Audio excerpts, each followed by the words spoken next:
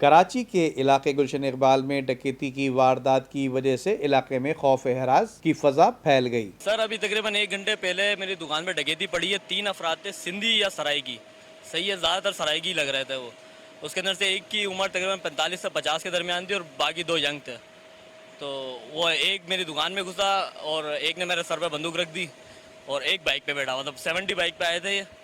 उन्होंने मेरी दुकान का तकरीबन 5,000-6,000 तक का कैश था, वो लिया। मेरे पास मोबाइल था सैमसंग का, वो लेके चले गए। तकरीबन इस बात को 1 घंटा ही हुआ है। पुलिस वगैरह को मैंने 15 पे कॉल की थी, लेकिन अभी वो लोग आए, अभी उन लोगों ने मेरे से डिटेल वगैरह लिए हैं। लेकिन मुझे एक चक्कर फिर से थाने में लगाना पड़ेगा FIR वगैरह के लिए और चीज़ों के लिए। अब देखते हैं क्या होता है। जबकि शहर की दुकानों से और राहगीरों से छीने जाने वाले मोबाइल और पर्स और नकदी रकम की शिकायत अक्सर कराची वाले पुलिस स्टेशन जाकर शिकायत नहीं किया करते। आवाम का कहना है कि एक तरफ तो हम एक डाकू से लुट चुके होते हैं और अब मजीद पुलिस स्टेशन जाकर परेशानी से बचने के लिए खामोश घर में जाकर बैठ जाया करते हैं। कैमरामैन अमजद इकबाल के साथ Nadeem Siddiqui, metro 7 city news, Karachi.